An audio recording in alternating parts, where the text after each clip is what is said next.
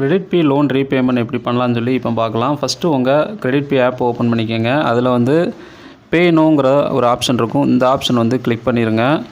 இப்போ வந்து நான் ஃபஸ்ட்டு இஎம்ஐ வந்து பே பண்ண போகிறேன். 11,000 வந்து லோன் எடுத்திருக்கேன். 2,367 வந்து நான் இப்போ ரீபேமெண்ட் பண்ண போகிறேன்.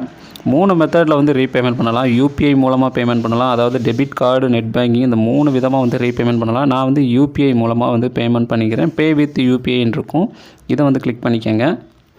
இப்போ வந்து இதில் பேடிஎம், ஃபோன்பே, ஜிபே இந்த 3 விதமாக வந்து பேமெண்ட் பண்ணிக்கலாம். அப்படி இல்லைனா உங்கள் யூபிஐ ஐடி என்ட்ரு பண்ணி கூட நீங்கள் அதை லிங்க் பண்ணி கூட நீங்கள் பேமெண்ட் பண்ணிக்கலாம். இப்போ வந்து நான் ஜிபே வந்து செலக்ட் பண்ணிக்கிறேன். ஜிபே வந்து செலக்ட் பண்ணதுக்கப்புறம் உங்களுடைய ஜிபே அக்கௌண்ட்டுக்கே வந்து டேரெக்டாக வந்து லாகின் ஆயிரும். நீங்கள் உங்களுடைய யூபிஐ நம்பர் கொடுத்து நீங்கள் பேமெண்ட் பண்ணிக்க முடியும். ஸோ இதில் எந்த ஒரு சர்வீஸ் சார்ஜுமே கிடையாது. இந்த யூபிஐ பேமெண்ட் மூலமாக 2,367 தான். பே 2,367ங்கிறத வந்து கிளிக் பண்ணிக்கிறேன். இப்போ உங்களுடைய யூபிஐ நம்பரை வந்து என்ட்ரு பண்ணிடுங்க.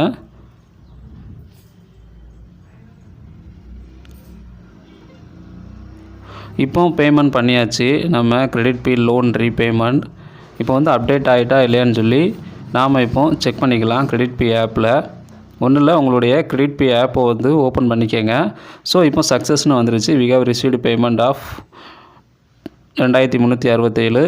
இப்போ ஓகே பண்ணிடுங்க. மெசேஜும் நமக்கு வந்து ரிசீவ் ஆயிரும்.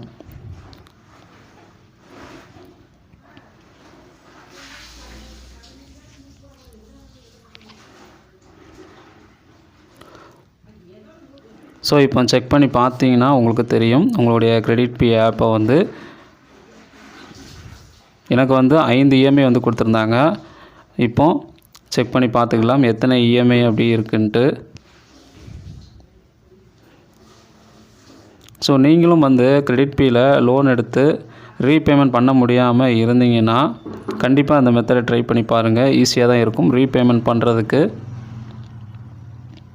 இப்போ வந்து நம்ம ரீபேமெண்ட்டுங்கிறத வந்து செக் பண்ணிக்கலாம். ஸோ இந்த மாதத்துக்கான ரீபேமெண்ட் நாம் பண்ணிட்டோம். இப்போ நெக்ஸ்ட் இஎம்ஐ பார்த்திங்கன்னா 2 ஏப்ரல் 2024 தான்.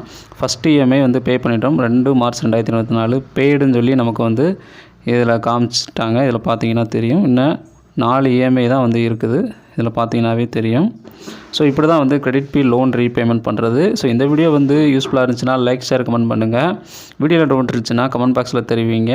மேலும் இந்த வீடியோ பற்றிய கருத்துக்களை கமெண்ட் பாக்ஸில் வந்து தெரிவிங்க. அடுத்த வேறொரு வீடியோவில் சந்திக்கும் வரை நன்றி.